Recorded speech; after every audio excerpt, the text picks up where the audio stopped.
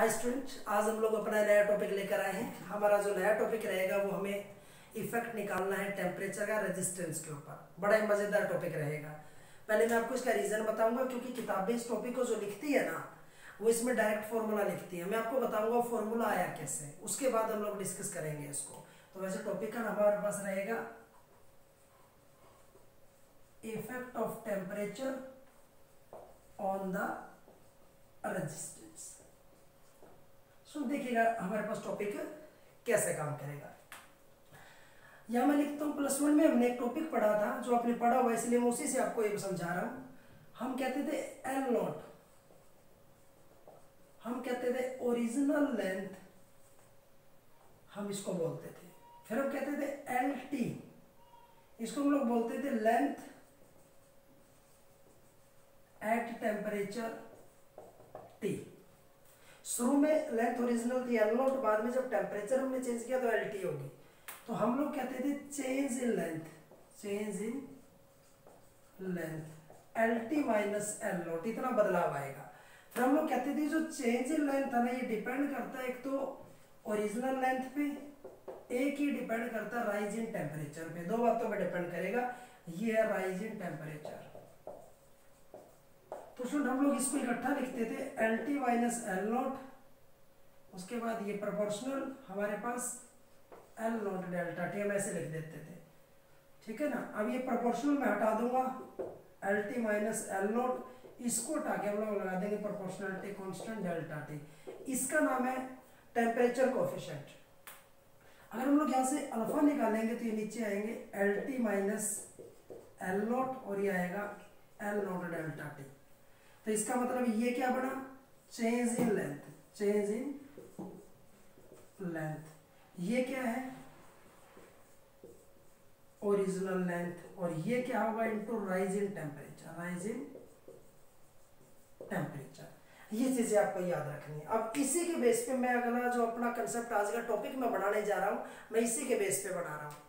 ये हम लोग लिखेंगे आर नॉट, क्या रहेगा ओरिजिनल रेजिस्टेंस, मैं इसको नाम दूंगा भाई। फिर मैं लिखूंगा R T resistance at new temperature या टेम्परेचर टी, और चेंज जो होगा वो R T minus R naught हो जाएगा।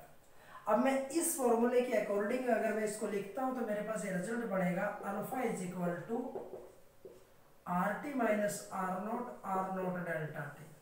इस फॉर्मूला, ये फॉर्मूला किताब के अंदर डायरेक्ट लिखा गया है। इस पैटर्न से हम लोग इसको बनाएंगे, लेकिन किताब डायरेक्ट ये फॉर्मूला लिखेगी। मैंने आपको थोड़ा रीजन समझा दिया ये फॉर्मूला आया कहां से।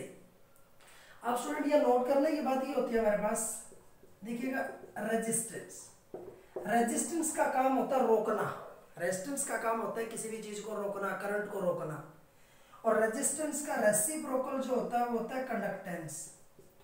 और कंडक्टेंस का काम होता है हमारे पास, अगर ये रोकेगा ये चलाएगा, दोनों एक दूसरे के उल्टे होते हैं। रेजिस्टेंस का काम होता है रोकना, तो कंडक्टेंस का काम होता है चलाना। तो दोनों एक दूसरे से उल्टे चलेंगे, रेजिस्टेंस और कंडक्टेंस। याद रहेगा। अब मैं आपको टॉपिक समझाने जा रहा हूं। आज को टॉपिक बड़ा ध्यान से आपको देखना है, बड़ा मजेदार रहेगा टॉपिक। अब इसके बेस पे हमारे पास इफेक्ट क्या रहेगा आप इजीली बता सकते हैं। इफेक्ट देखिएगा कैसे काम करेगा हमारे पास। इफेक्ट ने हमारे पास ये कहा कि टेम्परेचर का इफेक्ट क्या रहेगा हमारे पास, तो आपको याद रखना है सबसे पहले formula R T minus R naught, फिर आर नॉट डेल्टा टी। ये फॉर्मूला हम लोग यूज करेंगे कहीं भी करेंगे तो। अब यहां देखिएगा क्या कहता है। अगर मैं बात करता हूं सबसे पहले कंडक्टर की, मैं बात करता हूं कंडक्टर मेटल की, अगर मैं कंडक्टर की बात करता हूं तो आपको याद रखना है कंडक्टर में अल्फा होता है पॉजिटिव। कंडक्टर में अल्फा क्या होता है, पॉजिटिव। अब बताइए पॉजिटिव कब होगा, इनमें से कौन बड़ा होगा जो ये पॉजिटिव आए, इसका मतलब आर टी बड़ा होगा आर नॉट से। तो इसका मतलब ये हुआ शुरू में रेजिस्टेंस क्या था, कम था। जब हमने टेम्परेचर बढ़ाया तो रेजिस्टेंस बढ़ गया, आर टी बड़ा हो गया टेम्परेचर बढ़ाने से, तभी हमारे पास अल्फा की वैल्यू पॉजिटिव आई। इसका कारण भी अभी मैं आपको बताऊंगा क्या कारण है। अब आपको एक चीज और याद रखनी है, ये आया कैसे पॉजिटिव। आपको एक छोटा सा एक्सपेरिमेंट करना है, आपको प्रयोग करना है। आज आप जब घर हो ना तो किसी भी अड़ोस पड़ोस के किसी इलेक्ट्रिशियन से बिजली के मिस्त्री से एक मल्टीमीटर नाम की डिवाइस ले लेना। एक मशीन मिलेगी मल्टीमीटर, उसके अंदर 2 वायर लगे होते हैं, 2 तार लगे होते हैं। तो आप क्या करना, एक कंडक्टर, कोई एक कंडक्टर ले लेना, कोई एक मेटल ले लेना। वो तार को आप उस मल्टीमीटर के दोनों तारों से एक से इधर टच करना, एक से इधर टच कर देना। ठीक है, हो सकता है वो मशीन आपका रेजिस्टेंस दिखाए 100 दिखाए, मान लिया मैंने। फिर आप क्या करेंगे, उस वायर को, इस कंडक्टर को आप लोग गर्म कर देंगे, तवे पे रख देंगे, चूल्हे में लगा देंगे, गर्म कर देंगे। उसके बाद फिर आप उस वो जो हमारे पास मल्टीमीटर है उसके दोनों तार एक इधर लगाइएगा, एक इधर लगाइएगा। तार को गर्म करने के बाद फिर आप उसकी रीडिंग चेक करेंगे, तो हो सकता है वो हमारे पास 150 दिखाए। तो शुरू में जब तार हमारे पास नॉर्मल था तो रेजिस्टेंस 100 था, जब हमने उसको गर्म किया तो रेजिस्टेंस बढ़ के कितना हो गया, 150 हो गया, क्योंकि जब टेम्परेचर बढ़ेगा तो रेजिस्टेंस हमारे पास बढ़ जाएगा। या हम यूं कह देते हैं, कंडक्टर के अंदर फ्री इलेक्ट्रॉन होते हैं। फ्री इलेक्ट्रॉन हमारे पास कंडक्टर के अंदर पाए जाते हैं, और फ्री इलेक्ट्रॉन्स की वजह से करंट हमारे पास मूव करता है। जब हम इसको गर्म करेंगे तो फ्री इलेक्ट्रॉन्स को एनर्जी मिलेगी, by acquiring energy electron moves rapidly, तेजी से मूव करेंगे, and number of collision increases, number of टकराव कोलिजन बढ़ेंगे, और जब नंबर ऑफ कोलिजन बढ़ेंगे तो रेजिस्टेंस इंक्रीज करेगा। आपको याद रखना, आप ये बोल सकते हैं। तो तभी मैंने यहां लिखा if temperature increases then resistance क्या करेगा, हमारे पास रेजिस्टेंस इंक्रीज करेगा। आपको याद रखना है, रेजिस्टेंस बढ़ेगा। अगर टेम्परेचर इंक्रीज कर रहा है तो कंडक्टेंस तो उल्टी होती है, वो कम हो जाएगी, क्योंकि रेजिस्टेंस का काम होता है रोकना और कंडक्टेंस का काम होता है चलाना। रोकने वाली चीज बढ़ेगी तो चलाने वाली चीज क्या हो जाएगी, कम हो जाएगी। ये होता है हमारे पास कंडक्टर। अब स्टूडेंट उसके बाद हमारे पास बात आती है इंसुलेटर की। इंसुलेटर क्या होगा, ध्यान से सुनना आप लोगों ने, देखिएगा इंसुलेटर क्या होगा। इंसुलेटर की खासियत है कि इसके अंदर अल्फा जो होता है नेगेटिव होता है। इसका मतलब इनमें से बड़ा कौन होगा जो नेगेटिव है, इसका मतलब R0 बड़ा है, तभी तो वैल्यू नेगेटिव आ रही है। तो इसका मतलब ये हुआ इंसुलेटर के अंदर शुरुआत में रेजिस्टेंस जब नॉर्मल था तो रेजिस्टेंस ज्यादा था, लेकिन जब हमने उसको गर्म किया तो रेजिस्टेंस कम हो गया, तभी तो वैल्यू नेगेटिव आई। कैसे, आप एक वायर ले लीजिएगा, एक इंसुलेटर ले लीजिएगा, ये कोई इंसुलेटर मान लिया मैंने, वही मल्टीमीटर की तार एक इधर लगाइएगा, एक इधर लगाइएगा, वायर मल्टीमीटर की 2 जगह लगाइएगा। इसका रेजिस्टेंस हो सकता है आपके पास आ जाए 250 आ जाए। उसके बाद आप इसको गर्म कीजिएगा इंसुलेटर को, और फिर दोबारा से मल्टीमीटर की तार यहाँ गर्म करने के बाद यहाँ और यहाँ लगाइएगा। अब हो सकता है इसका रेजिस्टेंस 150 आ जाए।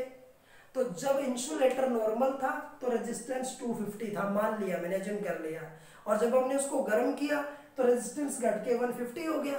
तो इसका मतलब हमारे पास क्या हुआ कि इंसुलेटर को जब हमने हीट किया, गर्म किया, तो रेजिस्टेंस डिक्रीज हो जाएगा, कम हो जाएगा। कारण क्या है, इंसुलेटर में फ्री इलेक्ट्रॉन नहीं होते, insulator doesn't having free electron. इसका मतलब इंसुलेटर में इलेक्ट्रॉन मूव नहीं करते, electron doesn't move in the insulator, move नहीं करते, मान लिया हमने।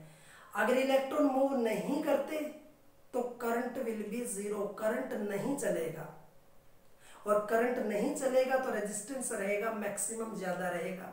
लेकिन अगर हम उसको गर्म कर देंगे तो इलेक्ट्रॉन एक्वायर एनर्जी, इलेक्ट्रॉन को एनर्जी मिलेगी, एंड विल स्टार्ट मूविंग, और वो चलना शुरू कर देंगे, और इलेक्ट्रॉन के चलने से करंट चलेगा, और करंट चलेगा तो रेजिस्टेंस बिकम लो। तो तभी तो शुरू में रेजिस्टेंस ज्यादा था, बाद में कम हो गया। तो आपको याद रखना है, इफ टेम्परेचर इंक्रीजेस देन हमारे पास रेजिस्टेंस क्या करेगा, डिक्रीज करेगा, और अगर टेम्परेचर इंक्रीज करेगा तो कंडक्टेंस तो इससे उल्टा होता है, वो क्या करेगा, इंक्रीज करेगा। आपको याद रखना है, इसको हम लोग बोलते हैं इंसुलेटर। अब स्टूडेंट तीसरी जो हमारे पास बात आती है ना, वो हमारे पास रहेगा सेमीकंडक्टर। क्या रहेगा हमारे पास, सेमीकंडक्टर, या एलॉय भी हम लोग उसको बोल देते हैं। मतलब किताबों में ये लिखा मिलता है, सेमीकंडक्टर में alpha is positive but very very small. Alpha positive है लेकिन बहुत ज्यादा स्मॉल है, बहुत ज्यादा छोटा है। Alpha is positive but very very small, आपको ये लिखा मिलेगा किताबों के अंदर। तो इसका मतलब क्या हो गया, जैसे मान लिया शुरू में रेजिस्टेंस हमारे पास था 5 और जब हमने इसको चेंज किया, गर्म किया, तो बढ़ के होगा 5.001। तो इसका मतलब नेग्लिजिबल, ना के बराबर चेंज हुआ है लेकिन चेंज तो हुआ है। तो हम लोग लिख सकते हैं या RT बड़ा तो होगा लेकिन ना के बराबर नेग्लिजिबल बड़ा होगा। तो तभी कहते हैं अगर इसको हम लोग गर्म करेंगे, अगर सेमीकंडक्टर का टेम्परेचर इंक्रीज करेगा तो रेजिस्टेंस सेम रहेगा। If temperature of the semiconductor हम लोग क्या करेंगे, इंक्रीज करेंगे तो रेजिस्टेंस रिमेन सेम, और रेजिस्टेंस सेम रहेगा हमारे पास, तो इसका मतलब क्या होगा, हमारे पास उसका कंडक्टेंस भी ऑलमोस्ट सेम रहेगा। दूसरा मेथड देखिएगा आप लोग, आपको मैं बताने जा रहा हूं एक और तरीके से थोड़ा सा। अब स्टूडेंट यहां मैं आपके सामने लिखता हूं, या मैंने लिखा कंडक्टर, या मैंने लिखा इंसुलेटर, और यहां मैंने लिखा सेमीकंडक्टर। गौर से आप लोग समझिएगा, बड़ा एक दूसरे तरीके से थोड़ी चीज समझा रहा हूं मैं आपको और अच्छे से क्लियर हो जाएगा। मैंने कहा स्टूडेंट कंडक्टर वो होता है which allow the passage of current through itself, जो अपने अंदर से करंट को गुजरने देगा। Conductor which allow the passage of current through itself, तो इसका मतलब इसमें से करंट अगर पास करेगा तो इसमें क्या पाए जाते हैं, इसके अंदर फ्री इलेक्ट्रॉन होते हैं और इसमें से करंट इजीली चलेगा, तो इसका रेजिस्टेंस रहेगा मिनिमम। स्टूडेंट इंसुलेटर क्या होगा, इंसुलेटर होता है which doesn't allow the passage of current through itself, which does not allow the passage of current through itself, जो अपने अंदर से करंट को पास नहीं करने देगा, करंट को नहीं जाने देगा। जैसे रबड़ हो गया, तो जो अपने अंदर से करंट को नहीं जाने देगा मीन्स उसमें फ्री इलेक्ट्रॉन नहीं होते, और फ्री इलेक्ट्रॉन नहीं होते तो करंट नहीं चलेगा और करंट मूव नहीं करेगा, तो इसका रेजिस्टेंस क्या रहेगा, मैक्सिमम रेजिस्टेंस हमारे पास इसका होगा, याद रहेगा। लेकिन स्टूडेंट सेमीकंडक्टर को ध्यान से सुनना है, किसी भी चीज के अंदर दो बैंड होते हैं, एक वैलेंस बैंड और एक कंडक्टेंस बैंड। ये वैलेंस बैंड होता है, इलेक्ट्रॉनों से भरा होता है, पूरा भी हो सकता है आधा भरा भी हो सकता है। इट इज ए पार्शियली और फुली फिल्ड बैंड, पार्शियली भी हो सकता है, फुली फिल्ड बैंड भी होता है। ये वैलेंस बैंड है, और ये एम्प्टी जो खाली बैंड है इसका नाम है कंडक्शन बैंड, हम लोग इसको नाम देंगे। आपको याद रखना है, जब यहां का इलेक्ट्रॉन इस जगह यहां से यहां इलेक्ट्रॉन पहुंचेगा तो करंट चलेगा, वरना करंट नहीं चलेगा। अब यहां से यहां जाने के लिए इलेक्ट्रॉन को चाहिए एनर्जी, अगर इलेक्ट्रॉन को एनर्जी मिलेगी तो वो चला जाएगा, वरना नहीं जाएगा। तो देखिएगा, अगर टेम्परेचर है 0 डिग्री सेल्सियस तो क्या इनको एनर्जी मिलेगी, नहीं मिलेगी। अगर इनको एनर्जी नहीं मिलेगी तो क्या इलेक्ट्रॉन यहां पहुंचेंगे, नहीं पहुंचेंगे, इलेक्ट्रॉन जंप नहीं कर पाएंगे यहां, और इलेक्ट्रॉन जंप नहीं करेंगे तो करंट नहीं चलेगा, करंट डजंट मूव, और करंट नहीं चलेगा तो करंट किस में नहीं चलता, इंसुलेटर में। तो ये चीज किसकी तरह काम करेगी, तो ये चीज इंसुलेटर की तरह काम करेगी, और इंसुलेटर का रेजिस्टेंस क्या होता है, मैक्सिमम। तो 0 डिग्री पे ये क्या बन गया, ये एक तरीके का हमारे पास बन गया इंसुलेटर। लेकिन अगर मैं इसी को गर्म कर दूं एट 25 डिग्री सेल्सियस, हमने इसी को गर्म किया 25, अब इन इलेक्ट्रॉनों को क्या मिलेगी, एनर्जी। अब इन इलेक्ट्रॉनों को एनर्जी मिलेगी तो यहां का इलेक्ट्रॉन जंप करके यहां पहुंचेगा, और जब इलेक्ट्रॉन यहां जंप करेगा तो क्या होगा, करंट मूव करेगा, और करंट किस में चलता है, कंडक्टर के अंदर चलता है। तो इसका मतलब 25 के ऊपर ये क्या बन जाएगा, ये कंडक्टर बन जाएगा। और कंडक्टर का रेजिस्टेंस क्या होता है, मिनिमम होता है। तो आप देखिएगा, जब हमारे पास टेम्परेचर 0 डिग्री है तो ये काम कर रहा है एज इंसुलेटर, और जब 25 डिग्री है तो ये काम कर रहा है एज कंडक्टर। तो इसमें दोनों प्रॉपर्टीज होने की वजह से मैंने इसको क्या नाम दे दिया, मैंने इसको नाम दे दिया सेमी कंडक्टर। अब टेम्परेचर इफेक्ट देखिएगा इनके ऊपर कैसे। अगर मैंने इसको गर्म किया कंडक्टर को तो रेजिस्टेंस क्या करेगा, बढ़ेगा, क्योंकि इसके अंदर फ्री इलेक्ट्रॉन थे। जब हमने इसको गर्म किया तो free electron acquire energy and start moving rapidly, so number of collision increases which become the resistance maximum, जो रेजिस्टेंस को ज्यादा बढ़ा देंगे। टेम्परेचर बढ़ेगा तो इलेक्ट्रॉन का कोलिजन बढ़ेगा तो रेजिस्टेंस बढ़ेगा। इंसुलेटर में देखिएगा, इसमें करंट मूव ही नहीं करता, करंट मूव नहीं करता क्योंकि इलेक्ट्रॉन मूव नहीं कर सकते इसमें, तो रेजिस्टेंस ज्यादा है। अगर हम इसको गर्म करेंगे, अगर मैं इसका टेम्परेचर बढ़ा दूं तो इलेक्ट्रॉन मूव करेंगे, और इलेक्ट्रॉन मूव करेंगे तो करंट चलेगा, और करंट चलेगा तो रेजिस्टेंस क्या हो जाएगा, कम हो जाएगा, क्योंकि पहले रेजिस्टेंस ज्यादा था, करंट नहीं चलता, अब हमने करंट चल पड़ा तो रेजिस्टेंस कम हो गया। लेकिन यहां याद रखना है, अगर इसका टेम्परेचर इंक्रीज करेगा तो रेजिस्टेंस सेम रहेगा। ये कंडीशन 0 से पहले और 25 के बाद लागू होती है टेम्परेचर वाली, याद रहेगा। अब आज का छोटा सा इसी का लास्ट टॉपिक बताने जा रहा हूं, आपको गौर से सुनना है। स्टूडेंट मैं आधा साफ करूंगा इसको, मैं आपको बताने जा रहा हूं सेमीकंडक्टर क्या होता है। लास्ट टॉपिक जो हमारा है क्या होता है वो। स्टूडेंट सेमीकंडक्टर बड़ा ही मजेदार कंसेप्ट है, आपको ध्यान से सुनना है, छोटा सा टॉपिक है और एग्जाम में आ ही जाता है। अब यहां देखिएगा, यहां मैंने लिखा होता कंडक्टर, कंडक्टर के अंदर जब टेम्परेचर बढ़ता है तो रेजिस्टेंस बढ़ता है, if temperature increases resistance increases. लेकिन अगर मैं कंडक्टर का टेम्परेचर लो कर दूं, कम कर दूं, घटा दूं, तो आर भी क्या होगा, डिक्रीज होगा, कम होगा। फिर लास्ट में एक ऐसा टेम्परेचर आएगा जहां आर 0 हो जाएगा, और जहां पे आर 0 हो जाता है ना, then wire become a superconductor. तो मैंने क्या किया, if temperature of a conductor decreases, अगर किसी कंडक्टर का टेम्परेचर डिक्रीज करेगा देन रेजिस्टेंस भी क्या करेगा, देन रेजिस्टेंस आल्सो डिक्रीजेस, तो रेजिस्टेंस भी डिक्रीज करेगा। Then a temperature will come, तब एक टेम्परेचर आएगा, then a temperature will come where resistance becomes 0, then a temperature will come where resistance become 0। तब एक ऐसा टेम्परेचर आएगा जहां रेजिस्टेंस 0 हो जाएगा, and wire become a super conductor, और जो तार है हमारे पास क्या बन जाएगा, वो वायर हमारे पास एक सुपर कंडक्टर बन जाएगा, ठीक है ना।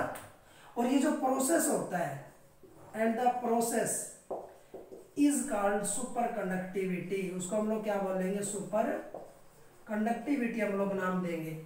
और वो जो टेम्परेचर रहेगा ना, टेम्परेचर इज कॉल्ड क्रिटिकल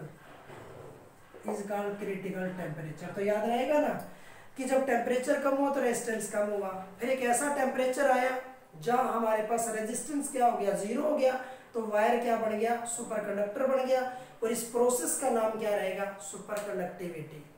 और जिस टेम्परेचर के ऊपर आकर वो सुपर कंडक्टर बना है उसको बोलते हैं क्रिटिकल टेम्परेचर। जैसे मरकरी 4 केल्विन के ऊपर सुपर कंडक्टर बनता है, ऐसे ही हमारे पास हीलियम 30 केल्विन के ऊपर, और ऐसे लिक्विड नाइट्रोजन 77 केल्विन के ऊपर हमारे पास बन जाएगा सुपर कंडक्टर। स्टूडेंट आज का हमारा ये टॉपिक था, इस तरीके के आगे भी हम लोग और बहुत से टॉपिक लेकर आएंगे। आपको फिजिक्स के हर टॉपिक को बड़े अच्छे तरीके से, मजेदार तरीके से पढ़ना है। हमारे ऐसे ही चैनल के साथ बने रहिएगा। Thank you.